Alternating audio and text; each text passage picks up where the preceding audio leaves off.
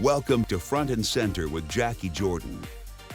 Hi, Jacquie Jordan. Melissa Joan Hart here. I hear you have a new iHeartRadio podcast, Front and Center. That's awesome. So, here's a toast to all the people making an impact. This is Front and Center with your host, Jacquie Jordan. Entertainment and pop culture expert Jacquie Jordan is with us. Two-time Emmy-nominated Hollywood producer Jacquie Jordan.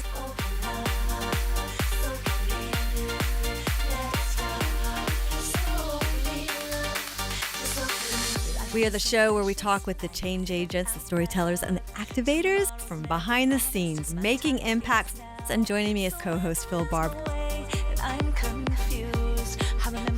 With show producer Stephanie Cobian.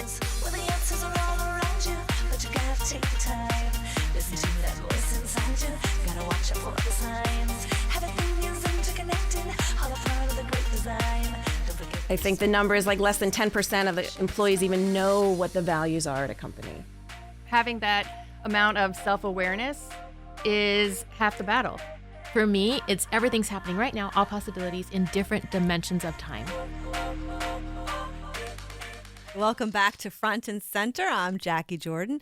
We are the show where we talk with the change agents, the storytellers, and the activators. And joining me is Stephanie Cobian, show producer, and Phil Barbb, co-host. Thank you so much. And thanks to, shout out to Heather's Flowers for providing such pretty flowers in our studio today. Okay, so my high school friend, Dr. Lisa Beutel is here, and she is joining in on this conversation thread we're having about consciousness changing business and where we all fit into it. And I just want to say you've had 18 years of working in leadership development and executive education. You would think that some of these companies would be making tremendous strides in gender equality and diversity, particularly by focusing on hiring more women leaders in executive ranks. Just wanted to talk to you. First off, it's just so funny to reconnect with you from high school. I know, right? You've been very busy. As have you. Look at you now, right? If they had only known. Yeah, we could tell stories. So tell us where you have traveled professionally and what you've seen in the area of leadership with your given background. So a lot of the work that I do is both executive coaching as well as leadership development and organizational development consulting as well. So on an average year, I work with about 60 different companies, nonprofit agencies, government agencies, educational organizations, and others to kind of help them decide what are the most important issues for that organization regarding their talent and their leadership and their leadership development, and then try to help them identify how they best develop their people moving forward so that they can continue to grow their businesses. So how do you direct them to grow their business? It could be anything from interventional, helping people to... There's your intervention, Phil Barbb. Right. You said it. It was going to be an intervention. I'm waiting today. for it. I'm ready for it. That's really the reason why they brought me here. I didn't want to tell you. Oh, my goodness.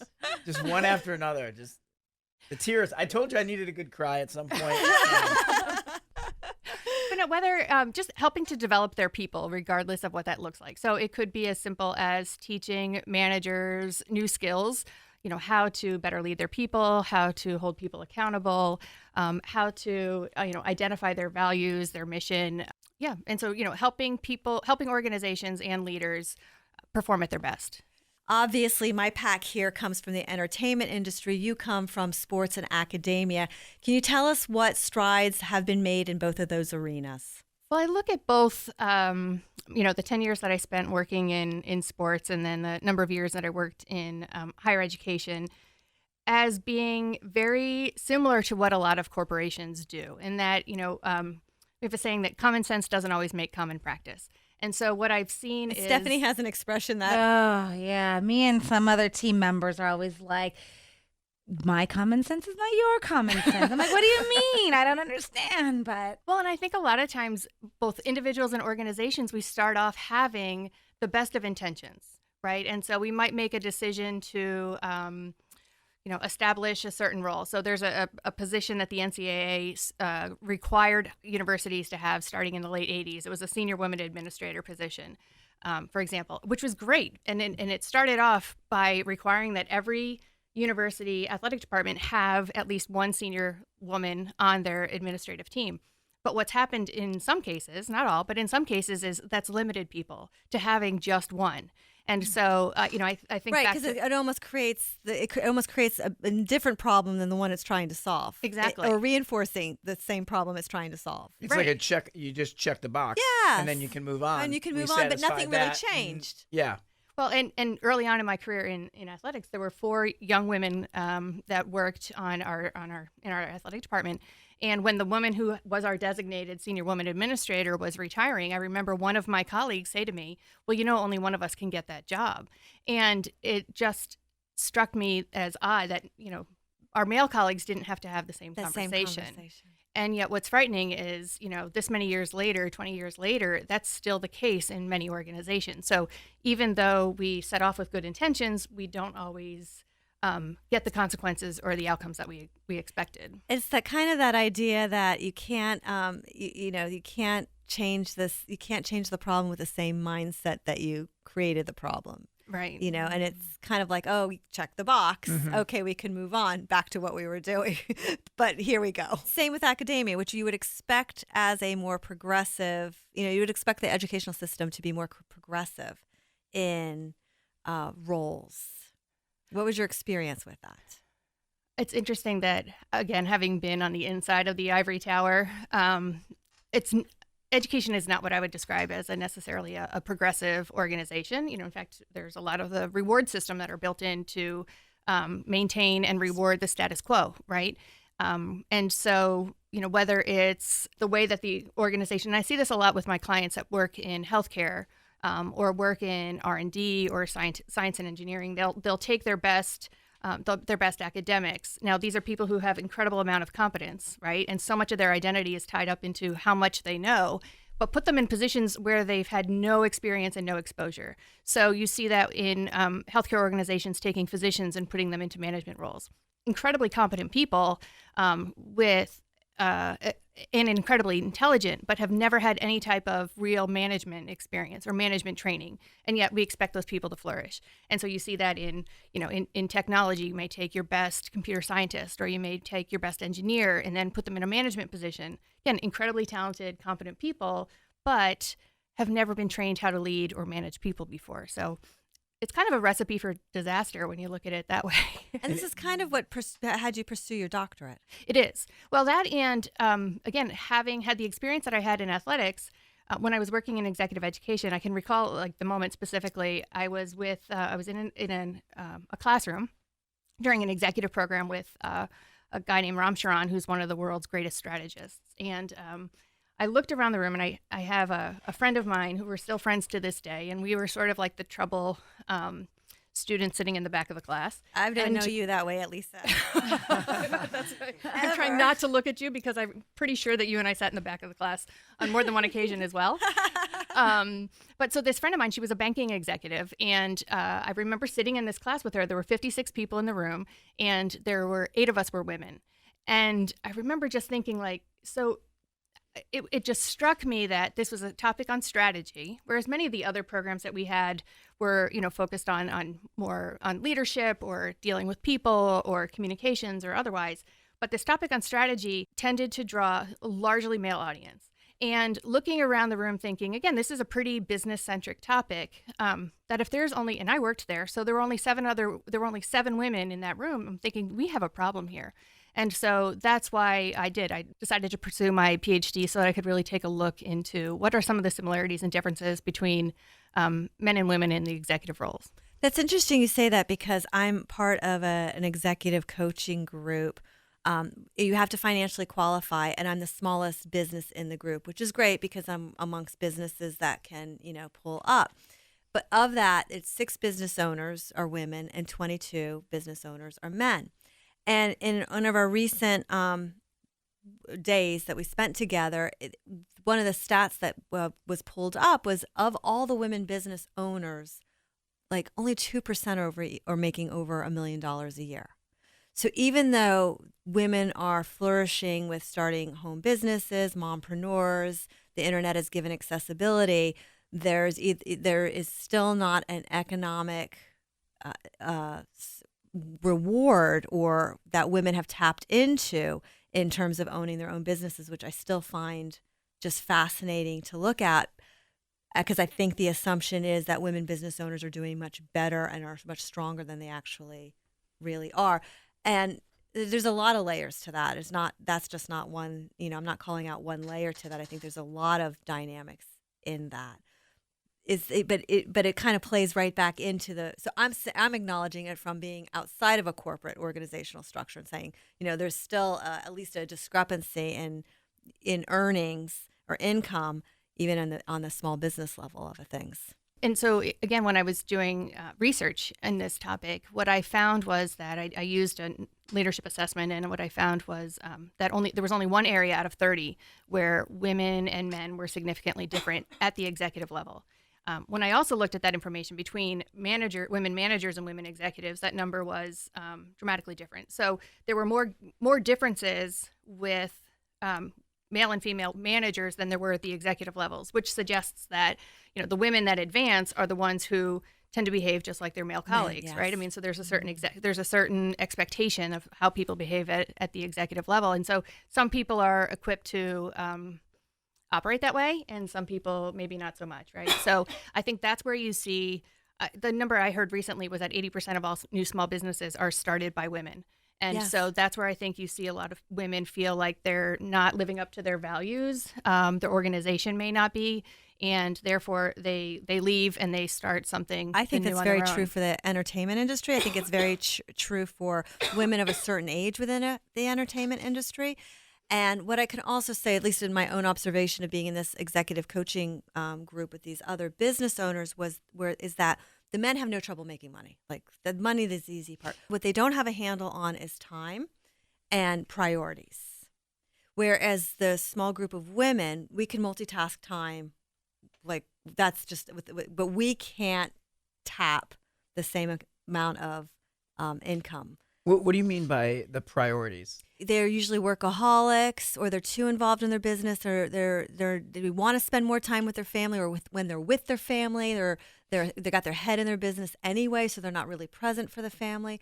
Whereas the women in the group, that doesn't seem to be a problem. So I worked for a retired CEO for 8 years, and he used to say that that any executive or CEO could have. You could have a work life, out of a work life, a family life, or a social life. At any point in time, you could have 2 out of the 3. And so you think about that, when you have children, you're giving up your social life. Absolutely. When they get older, maybe you're giving up your family life, or, depending on where people are in terms of their careers, age, and their priorities, right? And, Yeah. that's where I think that example is probably pretty telling, and maybe explains why some of the people that you've encountered aren't as happy as they should be, given the amount of success that they've had. Right, exactly. Because everybody thinks if you're a business owner, you can take off work anytime you want. And what if there's something to be said? And I'm sure there's got to be a lot of people that would much rather spend that time with family. And then I got to assume there's got to be people on the flip side that would much rather make money. I agree and I think it's personal, obviously. Yeah, what your it's priority is. Yeah, I think a lot of times it's like we try to understand how it would be for everyone, but I guess maybe it is different for everyone. And Lisa, you've also dealt with the diversity as an issue. You dealt with gender in the organizational structure and diversity. What changes are you seeing with diversity? Oh, that's such an interesting question, given the political climate and the world that we're living in Sensitive today. question, right? Right? Yeah. I mean, again, it's do as you say you will do. And so when you look at what people say they value as organizations, I hear so many organizations say that they value diversity, and yet people can't fix what they don't know is broken. And there's, I think at times, people who are very much well-intentioned, but don't have an idea or don't have the amount of self-awareness that they need in order to understand that the things that they do may not necessarily be as inclusive to diverse populations as they think that it should be.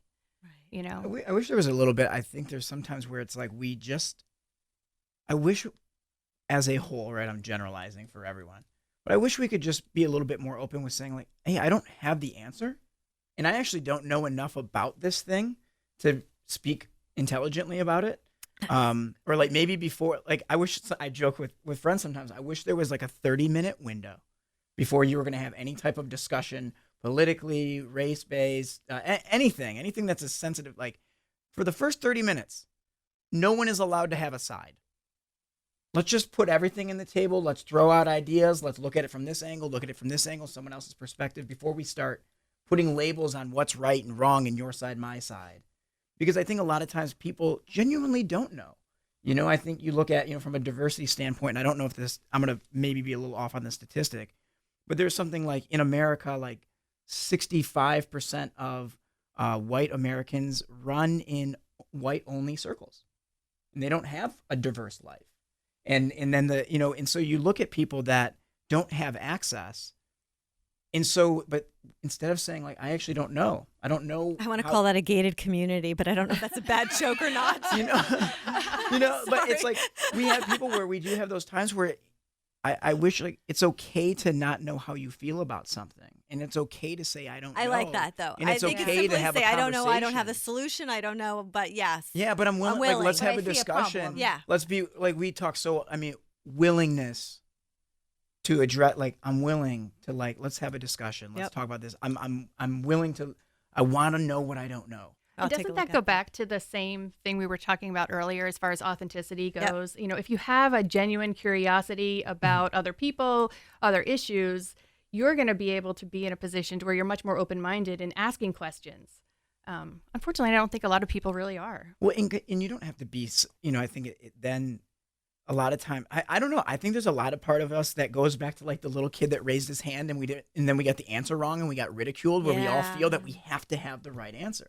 We have to have an answer. And if we don't have an opinion, it means we're uneducated, or it means that, we don't care. And I think there are some times where it's just like, hey man, I don't know how I feel about that.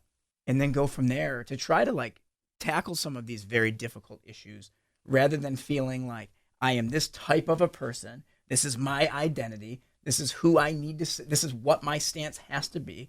Like, I don't know, man. I'm just some dude trying to figure it out. I don't know. Yeah. Well, that goes into, Phil, the saying, what's the saying, Jackie, that if you are not part of the solution, you're part of the problem, which isn't always true. It can be true, but it isn't always true. Right. I think that's a big I think deal. that becomes the scapegoat of like the 100%. You're either this or you're that. You're either that. Right? Yeah. Like, oh, well, if you don't believe what I believe, then you are my enemy. And therefore, since you are my enemy, you are against my cause.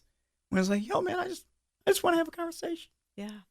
But I think the approach that you're talking about, to me, is so refreshing, because that is somebody you're genuinely curious about others, and versus trying to sell your opinion or your perspective to so many other people. And God, how much different would the world be if we all tended to approach one another that way? I just always look at it like, I'm 33.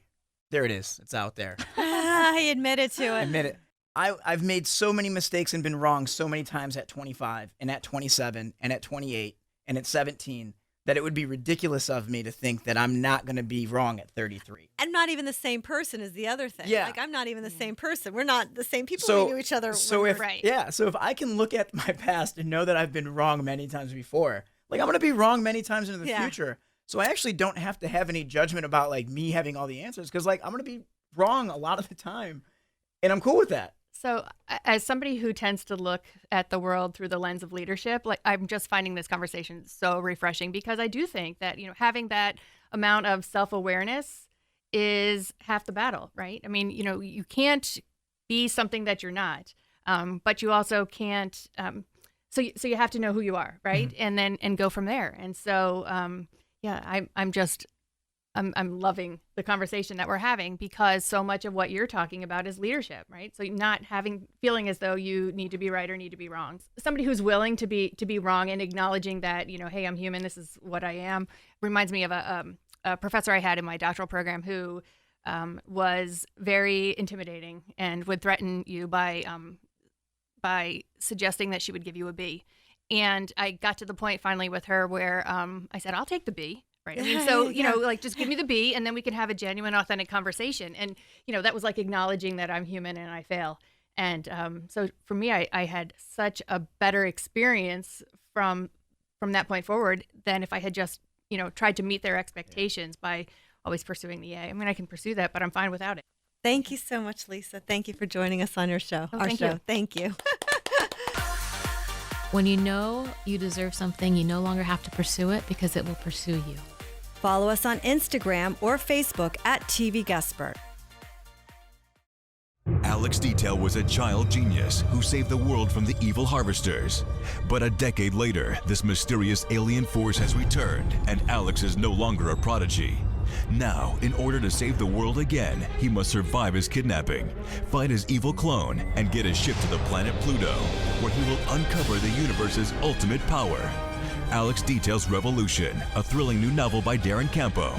Buy online or wherever books are sold.